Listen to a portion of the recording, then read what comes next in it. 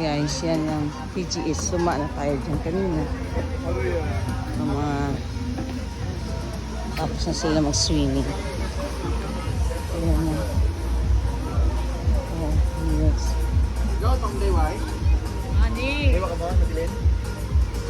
Ito, may pool din sila.